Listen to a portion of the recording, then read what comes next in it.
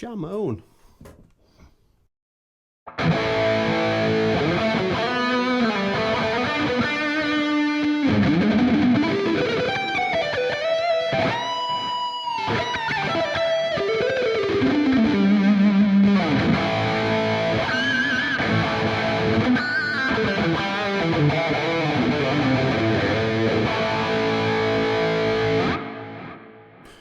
How's it going? Welcome back. It's been a little while. We've had a little bit of a studio move around. We've had to, rejig some stuff. We had a little electrical problem. We've had to do some new stuff on the wall and put all the things down here and redo all the shit. And it's been a little bit stressful. And I forgot to shave. Quad Cortex. This has kind of been a long time coming. If you are on this channel a lot, you know that I am a #1 Line 6 Helix user. That's my go-to. That's my rig. I use that live. I use it in the studio. I pretty much use it for everything. I had a brief fling with a Fractal FM3. Didn't enjoy it. Didn't like it. Sold it in the end. It wasn't giving me what I initially thought it was going to. Sounded phenomenal. Did it sound better than the Helix? In some applications, yes, it did. There were some amps and some effects in there that were way better than the Helix, but there was also things that the Helix did which was way better than the Fractal. So when the Quad Cortex came out a very, very long time ago, I tried it at NAMM, and I liked it.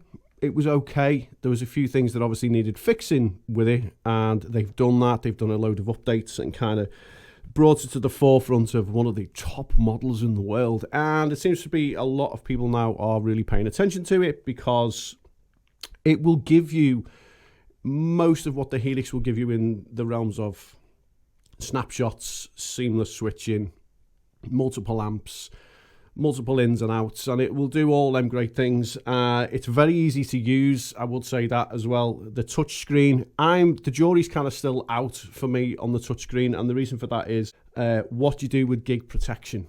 That's the thing. A lot of these other modelers that don't have a touch screen, you're able to get, the plastic sheet that goes over the top of it, the plastic, hard plastic that protects it. For this, I can't see you being able to do that because then you lose the ability to use the touchscreen, which kind of concerns me a little bit. I think if I was out somewhere gigging and there was a couple of pints of fucking beer thrown on this, I would probably go on some kind of psychotic bumming rage.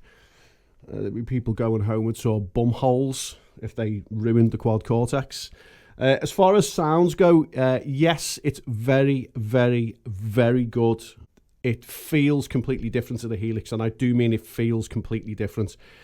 I think you can obviously dial them both in to sound exactly the same. You're never going to be able to get away from that. That's a dead set. This has a little bit of an edge in certain applications. The Helix has other edges in applications, obviously because of the scribble strips, and it's got a built-in expression pedal. And I do think that, stop clipping the mic, Jonathan. I do think that at this price point, having to buy an external extra pedal to use an expression pedal is a little bit of a rip-off, you know what I mean? And I do think that's kind of where the Helix wins, because you've got a volume pedal in there, you've got the ability to control all the parameters and stuff like that, and you're going to have to pay out even more money, and this currently retails at $15.99 in the UK, which is a fucking ton of money, considering it's round about the same price as the Helix, but you do get more on the Helix. Helix obviously is ever developing. Will there be a Helix 2? Who knows? And if there is one, I doubt that they will call it Helix 2. Knowing Line 6 and the way that they operate, I think that there will be another product, but they won't call it Helix 2. Maybe you should kind of, screen record that bit, and if I'm right, then we'll get a yay! Round of applause for Johnny. So what I've done with this, as you've just heard, is I've kind of just plugged it in for the first time. It's been in the studio for a couple of days. It's the first time that I've been able to kind of switch it on and play with it. There has been things that I've kind of tweaked and fucked about with, if you like, because that's what I like to do. So a couple of things. Let's start from the beginning. What's good about it? There isn't as many amps and effects as there are in the Helix. There isn't. But do you need that many? You probably don't. But it's nice to have options. isn't it? It's nice to have the ability to kind of go through all these menus. Do the amps sound better? And modelers now, I think they've gone as far as they can go with regards to sound. I think, you know, where do we go next? Where do we go from here? The cleans on this are brilliant. The overdrives in it are brilliant. I like the small kind of form factor. It's not as big, obviously, as the Helix, but, you know, like my wife says, sizes and everything. For me, if it was going to be used for gigs, it would be kind of a simple setup. It'd just be a clean, a crunch, and a lead, and that would be it, which is probably what I realistically want out of a Helix as well. But again, because you've got so much choice in the Helix, you tend to kind of dive in a little bit more. But let's take a little listen to the lead patch that I'm using for this. I've set it up in scenes. It was a stock preset that I've kind of pissed around with. I've got a clean and a crunch with delay. There's a boost in there. There's a dry crunch, a rhythm tone, a mid boost and delays, everything at noon. And then there's a lead patch. But I'll just give you a couple of these and you'll see me kind of switching in between the two. Let's try that.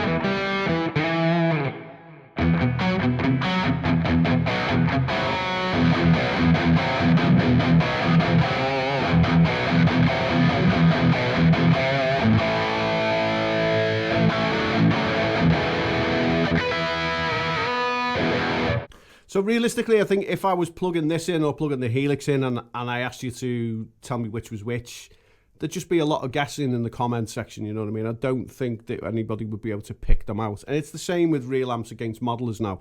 Like I say, modelers have got that good. Can you tell? You probably can't.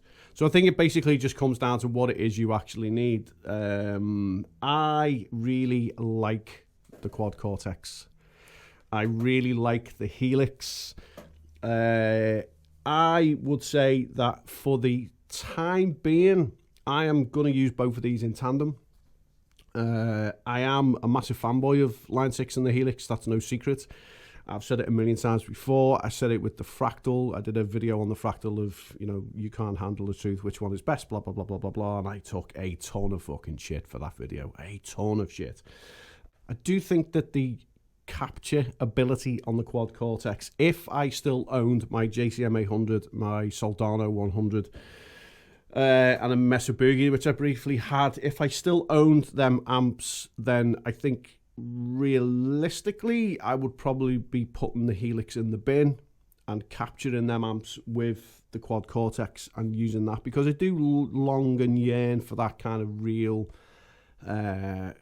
sound that I had with the JCM 800. But I know that some people have walked away from the Helix and got the Quad Cortex, and then they've kind of felt themselves walking back towards it, because I think it's old reliable now, isn't it? I think people are that sort of into it, and I'm the same. I've been using this since day one. The day that it came out, I got one, and that was, you know, over 6 years ago. That's a long time to use any one modeler. It just shows how strong that unit is.